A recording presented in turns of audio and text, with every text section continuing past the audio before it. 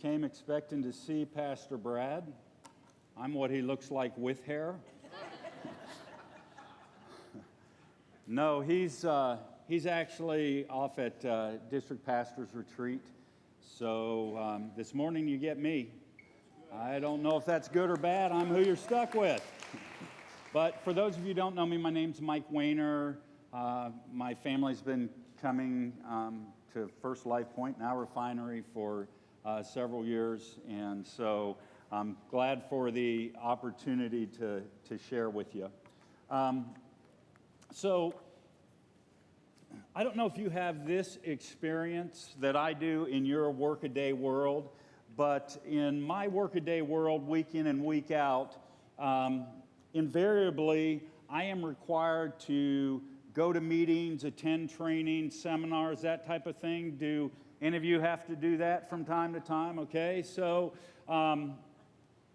really here's the reality. 99.95% of the meetings, trainings, webinars, whatever that I have to attend have zero to do with my life, my interests, my job, or anything else, right?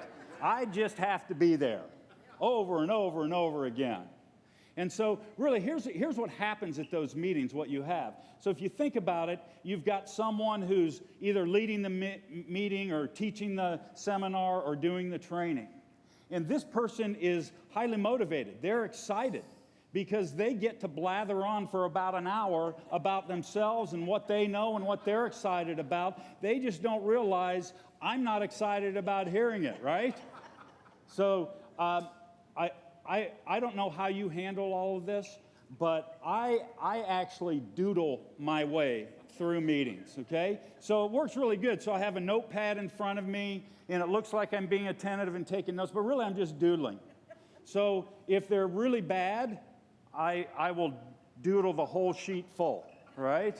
And if not, maybe half, but that's where so speakers do some kind of annoying things. So like one of the annoying things that they do is they get to a point in the presentation and they'll say, all right, well, we've already sent this out and kind of covered that, so I'm not going to spend very much time on this. And then they spend the next 20 minutes talking about it, right? And so finally they make their way through to the end, and I'm thinking, okay, lunch is coming. And they ask, are there any questions? So I'm sitting there praying, please, no. And invariably, not 100% of the time, there's someone. Now, you've all heard the adage, there's no such thing as a stupid question, right? So the person who invented that adage has never been to any of my meetings. Because I'll just tell you, 100% of the questions that get asked are stupid questions, okay? So they come in one of three ways. The first way is someone will raise their hand and they'll ask a question that the presenter just covered like 3 minutes before that. I'm like, are you kidding me? You're listening worse than I am. Or the second one is they'll ask some minute detail question that's way down in the weeds and way over, having nothing to do with anything that we're talking about, and we're down another rabbit hole. Or the third is the person asking the question decides that this is the time for them to give a diatribe to tell how great they are and what they've done, and in their experience this has happened, to then just ask a stupid question. Okay? So, one more thing. When you ask a question and the presenter says, that's a great question. First of all, it's not a great question, it's a stupid question. The presenter just says it's a great question because they get to talk about themselves for 10 more minutes, right? So, in light of all of this, I actually came up with a chart to help guide us about asking questions at a meeting. So it's entitled, Should You Ask a Question at a Meeting, Seminar, Training? Okay? So, first of all, the first thing you need to consider is, do you want the meeting to last longer? Okay? If the answer to that question is no, then don't ask a question. If, on the other hand, the answer to that is yes, you'd like the meeting to go longer, the next question you have to ask is, do you want people to hate you? Okay? Now, obviously, if the answer is no to that, well, then don't ask a question. If, on the other hand, it's okay with you that people hate you, send an email or call the presenter. No one wants to hear either the question or the answer. All right? All right, second thing that we need to consider when we think about if we should ask questions at meetings or seminars is, does your question apply to absolutely everyone in the room? Okay? If the answer is, no, just me, well then obviously don't ask a question. Okay? If, on the other hand, the answer is yes, it really does apply to everyone, well then there's an answer for that too. Send an email. All right? Third thing that you need to consider is it really, really important? I mean like a life or death situation. Okay? So if the answer to that is no, don't ask a question. If, on the other hand, the answer to the question is yes, then you have to ask, is someone actively dying, like right now? Okay? Now, if the answer to that one is no, don't ask a question. All right?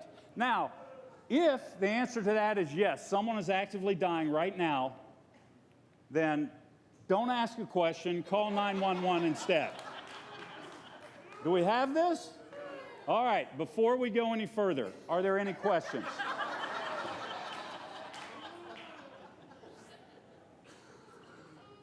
So, here's the reality. That is a frustrating experience, sitting in that kind of meeting, is it not? And we all understand that and we all get that. But it's kind of a little bit of a microcosm that describes our lives. Because many times, instead of experiencing fulfillment in the things that we want to experience in our lives, we find ourselves existing in this state of frustration. It's kind of like we eternally live in this meeting instead of ever being able to get out of it and experience the things that we enjoy and experience the fulfillment in our lives. And so the question is, what are the causes of that, and how do I experience that fulfillment instead of the frustration in life? And so I want to explore this by really just asking a series of questions to you, okay? And so the first question is this: what brings your tears? What brings your tears? So tears are a funny thing. There's lots of reasons that people cry. I'm an expert on that. So for some reason, that's an easy thing for me to do. I actually get made fun of it quite often. So I remember not too long ago, we're sitting at home watching TV, and actually a commercial for McDonald's came on. And it happened to be, for some reason, a touching commercial. It just hit me the right way, and my eyes start watering, you know. And my daughter looks across, and she says, "Dad, are you crying?" And I'm like, "No." So, but we cry for lots of reasons, don't we? We have sometimes tears of joy. Sometimes something so funny, we laugh so hard that we can cry. We sometimes get so angry that it makes us cry. We can fall down, skin our knee, and cry because it hurt. I cry when I peel onions. I mean, we cry for all kinds of reasons. But actually, that's not what I'm talking about here. When I ask what brings your tears, what I'm talking about here are the things that emanate deep from within your soul. The things where the grief is so profound and so great and so painful that you don't know where you're going next. for me, it started when my father was diagnosed with dementia. And I watched over a period of time the man who was my champion, my wisdom, my strength, my hero, go from being that person to being like a child. And as the disease progressed, he got to a point where he really couldn't do anything on his own. He couldn't walk. He could talk, but it was in a language no one understands. And so he would try to communicate, but you would just have no idea what he was saying. The one thing that I'm thankful for is that through all of that, he never got to a place where he didn't recognize me. And it was Father's Day. I went in to see my dad. He was laying in bed in the nursing home and kind of half asleep and half awake. And so I just sat with him. And after a little bit, he kind of woke up and I said, "Hey, Dad." And his eyes recognized me and he tried to get up. And he strained to raise himself up and he was trying to tell me something.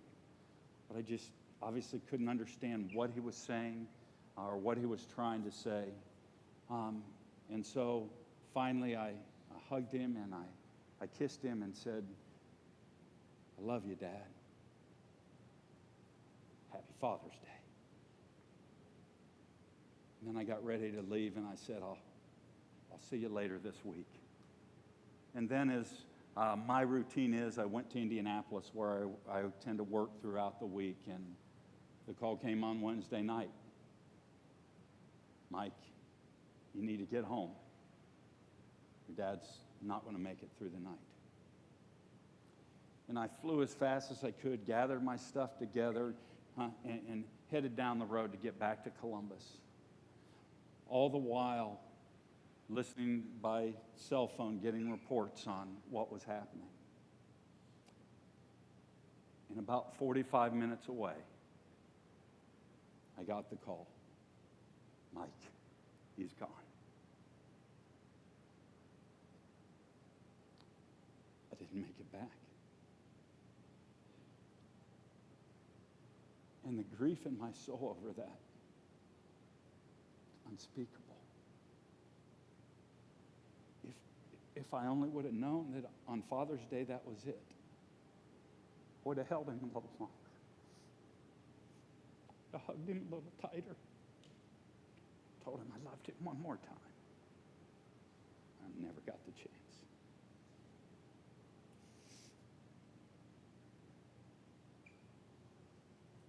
But that's my story. Those are my tears.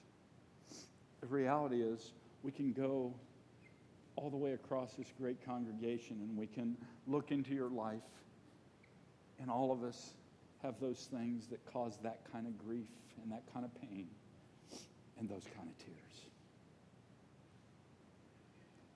Those are the kind of tears I'm talking about. And the question is, what do I do with those? The unfortunate thing is that for many of us, the experience of those tears, and listen, I'd love to be able to tell you there's a way to avoid those tears in your life, but this side of heaven, there's not. It is a part of our experience. The sad thing is that the experience of those tears many times becomes the thing that puts the brakes on our lives. They're the things that all of a sudden become the seed of bitterness that I let fester and grow. They become the thing that paralyzed me and defined my life because that pain was so great.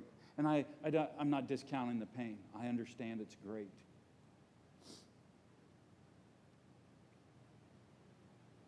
But for so many of us, it becomes the obstacle that leaves us in the land of frustration instead of ever experiencing the world of fulfillment again. My question is there a word of hope in all of that?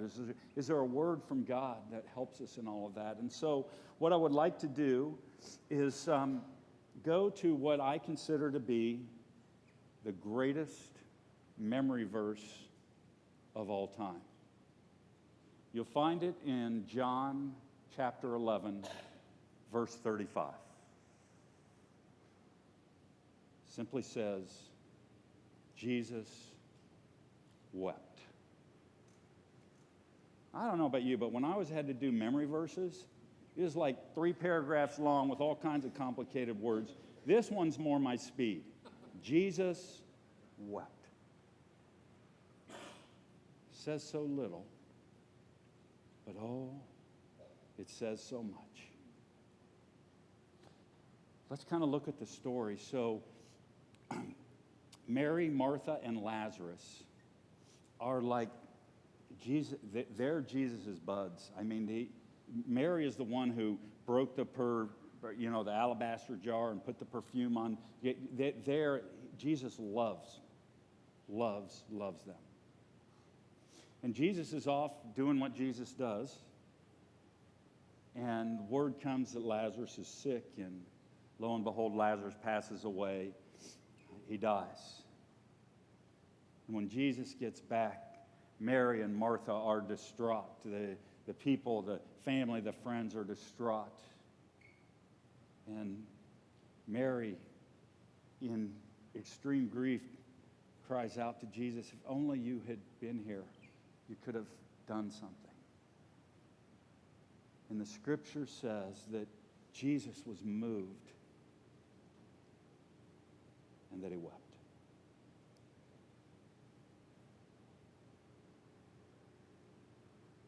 And here's the word of hope. The God of the universe, the one who created all of us, doesn't just comfort us. He literally understands, because he's experienced the same tears, the same grief. You know, and as I started really looking at the story and thinking about it, not only does Jesus understand because he's felt the same thing, in my case, he experienced the exact same thing. He was away, he got the word, he just couldn't get back in time. And that's exactly what happened to me. And so here's the answer. In the midst of those tears, in the midst of that grief, in the midst of that sadness and that sorrow, there is a measure of grace and comfort that God can give you because he's been there and he's experienced it. He more than understands. But it goes one step further than that. And the step further than that it goes is not only is that grace and comfort passed on from God to you, it then should pass on from you to others. Because as we encounter people with the same tears and the same grief, it is because we've experienced it that we can be the means of grace to provide the comfort in someone else's hurting life. What brings your tears? Makes me think of John Cronin. John was born with Down syndrome. And it was a devastating experience for his parents. But the parents learned and understood that indeed John was a great blessing. And at age 21, his dad asked him what he wanted to do, and John said, I want to start a company. And so they launched an online business called John's Crazy Socks. And John puts a piece of candy and writes a personal note in every pair of socks that are ordered. And the thing kind of went viral on him, so much so that when Barbara Bush passed away, her husband, the former president, at the processional was wearing a pair of John's Crazy Socks. And it's evolved into $1 million business. It all started with tears.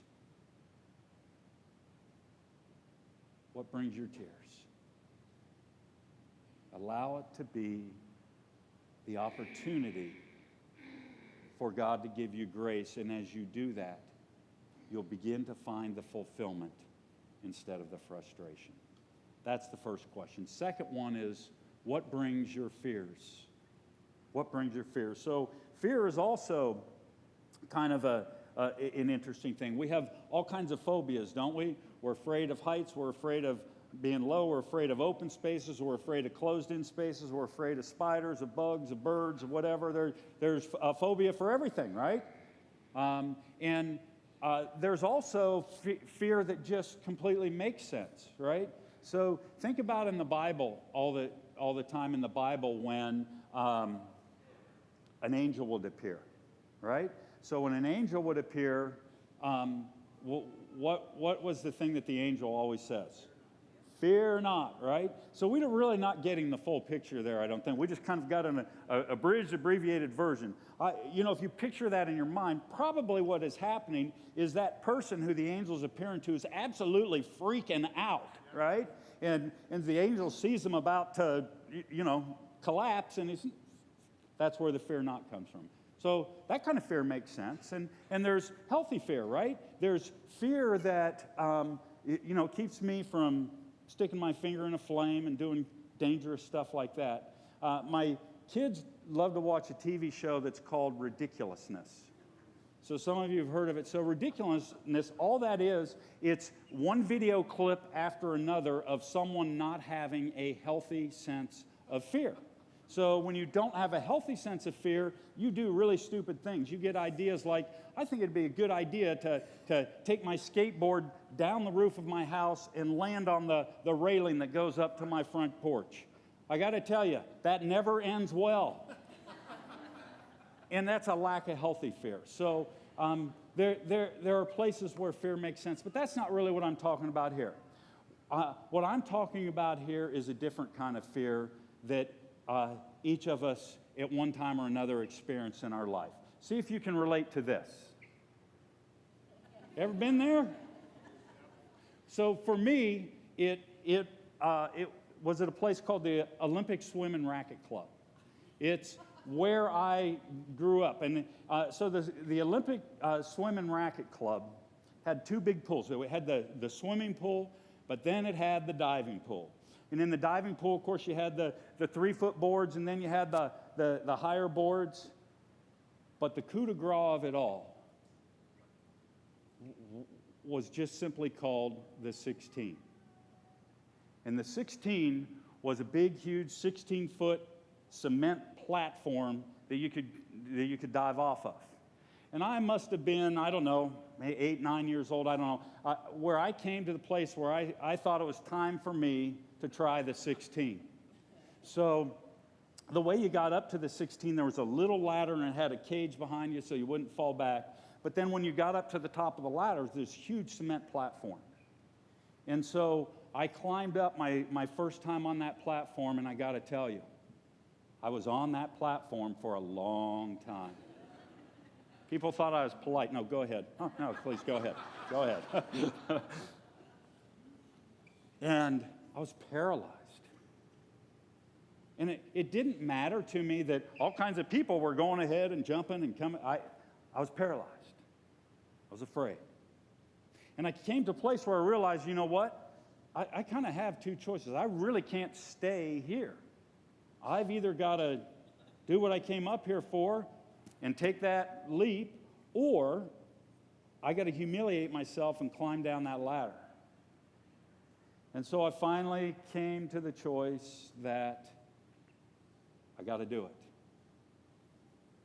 And I jumped. And guess what?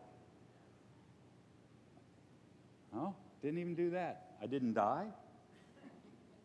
It all worked out. In fact, it turned out that it was quite fun, and before long I was diving off, and you know the rest of the story. Well, that fear on that diving board really consists of two things, and it's the two things that are the ingredients of the fear that impacts our lives and where maybe God wants us to go at different times in our lives. The first is the unknown. I don't know what's going to happen, and it makes me fearful. And the second is, what if I fail? Those, if you think about it, those are really the two components of fear that hold us in place wherever we are. And the reality is, we can't even stay where we are. We either got to go forward or we're going back down the ladder. It's not. I couldn't stay on that platform forever, right? And it's a funny thing about fear.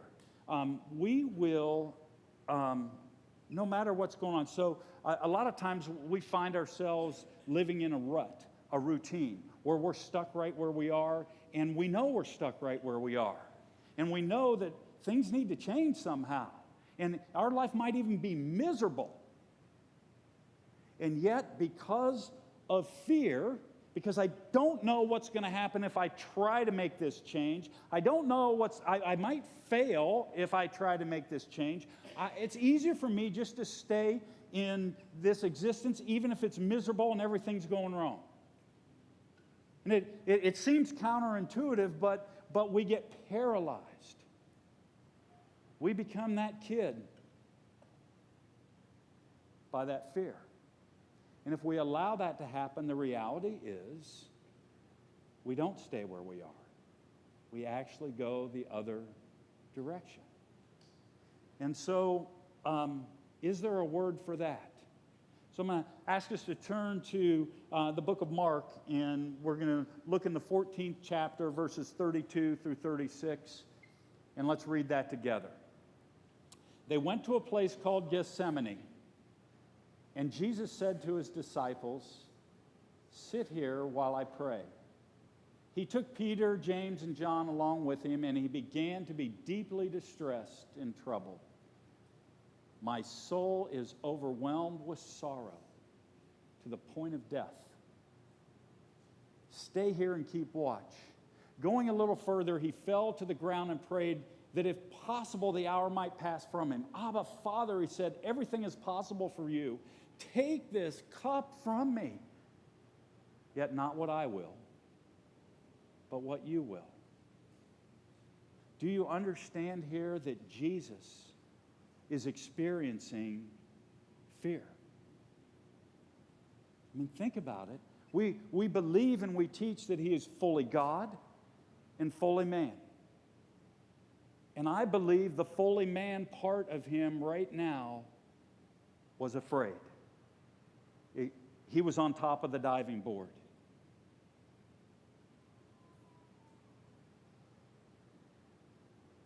But not what I will, what you do.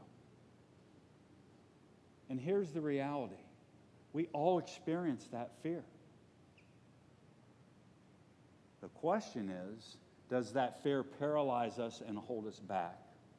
Or does it become the opportunity to exercise faith? One of my favorite Bradisms is take or do the next right thing, right? He said that maybe 1,000,000 times, somewhere close to that. So I would just like to alter that. Really, it's about taking the next step of faith, the next faith step, right? So it doesn't matter if you've been stuck in the same place and you haven't done anything about it yet. The opportunity is you can just simply take the next faith step in your life. And I don't know what it is. It might have something to do with your job or your family or an endeavor that you're trying. I don't know, but it's still, the answer is still exercising your faith and taking the next faith step. They actually interviewed a bunch of octogenarians, those who were 80 years or older. And the question that they asked them was, if you had to do it all over again, do you have any regrets? What would you do differently? And the number one answer by far was, I would have taken more risks. I would have got off the diving board. I would have stepped out in faith. It kind of reminds me of a little story of little kid. His mom says, son, go down into the cellar and would you get me a can of tomato soup? And the kid knows that cellar is dark and scary. He's like, I don't want to go, Mom. He said, I'm afraid. She says, son, don't worry. Just remember, Jesus will be in there with you. It's like, okay. Marches down to the cellar. He opens the door. He peeks in. It's dark. He's afraid. So he says, hey, Jesus, as long as you're already in there, could you hand me a can of tomato soup? And the reality is, we don't want to step into the dark. But Jesus really is in there, and he's encouraging us to take the next faith step. And when we do that, it moves us from the land of frustration to the land of fulfillment. Third thing is, what brings your cheers? What brings your cheers? So, when I read through the Bible, I read things like the psalmist saying, this is the day the Lord has made. I will rejoice and be glad in it. Or the Apostle Paul says, rejoice in the Lord always. Again, I will say it, rejoice. And Jesus says things like, I have come that you might have life and have it abundantly, have it to the full. And so the message that I get there is that God wants us to experience the cheers. He wants us to experience the fulfillment side of things. It's interwoven into the message of the Bible, and so many times I think we're focused and locked into the struggle part of things. And so my question is, what brings your cheers? So I have a weird situation in my family. All my life I've been a diehard Ohio State Buckeye fan, like many of you. And somehow along the way, my youngest son, don't ask me how, became a Michigan fan. And it's caused great difficulty. So people do ask me, Mike, how did that happen? How did your son become a Michigan fan? And I just tell them, it's because I'm a terrible parent. But about 3 years ago, my oldest son, who's a diehard Buckeye fan, and myself and my younger son went to the Ohio State-Michigan game.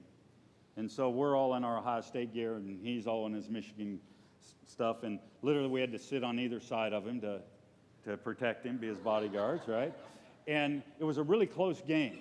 So it was the weirdest thing. So when Ohio State would do something great, my son and I would jump up and cheer. And then when Michigan would do something great, my younger son would jump up and cheer. And so we're like, I don't know. What would you call that? It was weird. That's what it was. But when Michigan would do bad, I had the weirdest sensation, which is I was cheering and happy because Ohio State was doing good, but when Michigan was doing bad, there was a sadness in my son's soul who I love. Now, I got over it. So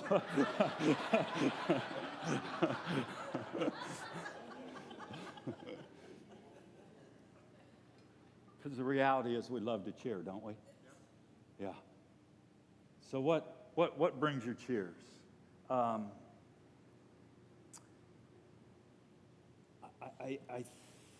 think one of the things that blocks the cheers in our lives is when we are locked in the tears and locked in the fears. Listen, being able to cheer doesn't mean everything is going right and everything is perfect in your life. In fact, you might be in the midst of tears or whatever it is, but when I have those in the right perspective, I can cheer. I can have the cheers no matter what's going on. And the, the key is that when you think about the cheers, so think about this. When I think about my tears, the opportunity there is to experience grace. When I think about my fears, the opportunity there is to exercise or experience faith.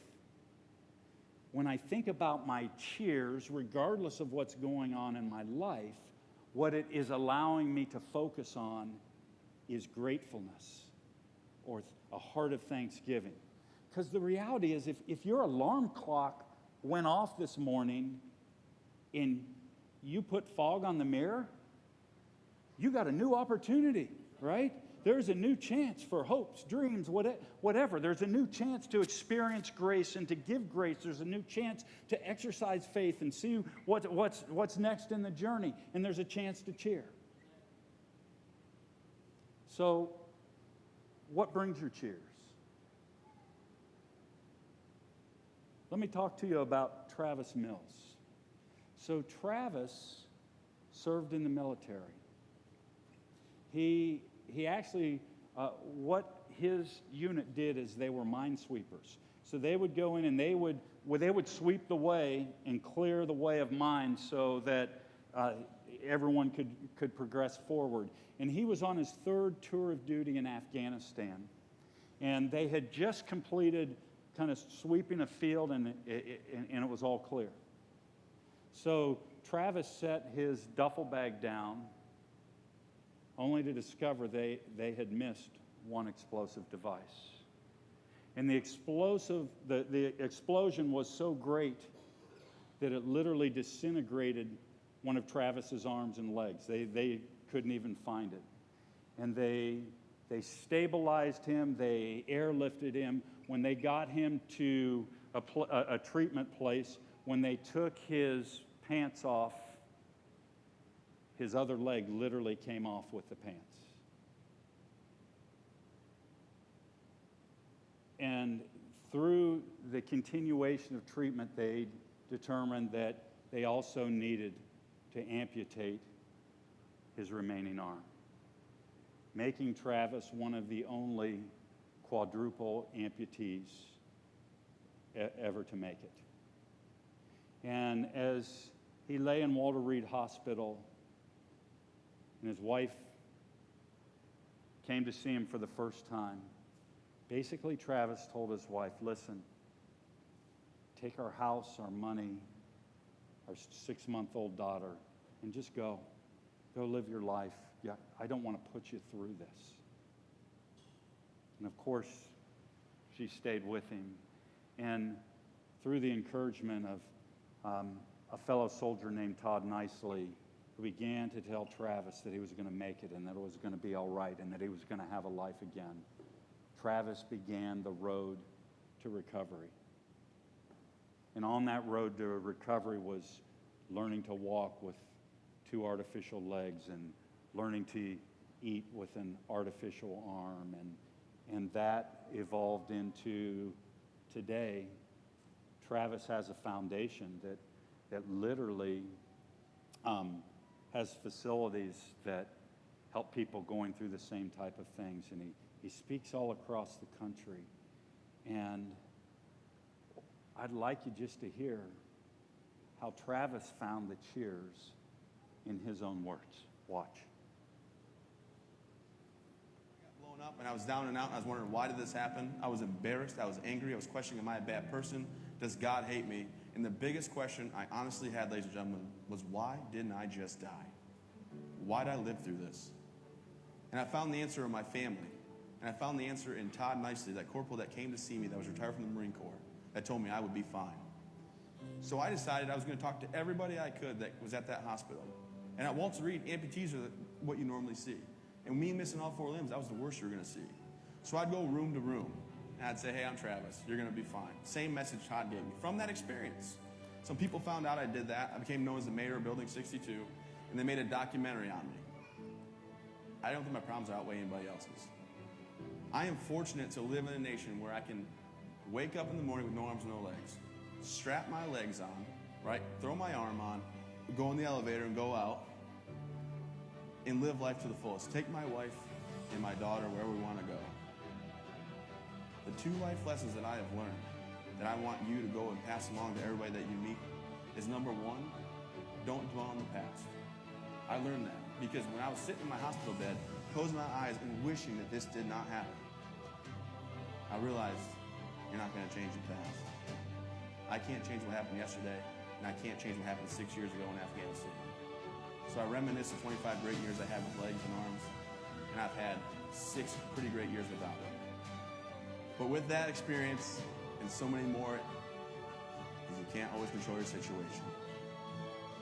But I can always control my attitude.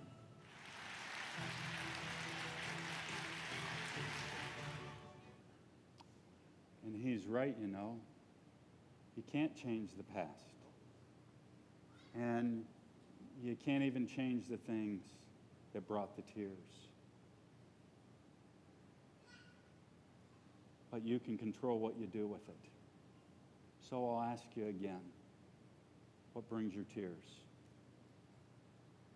What brings your fears? What brings your cheers?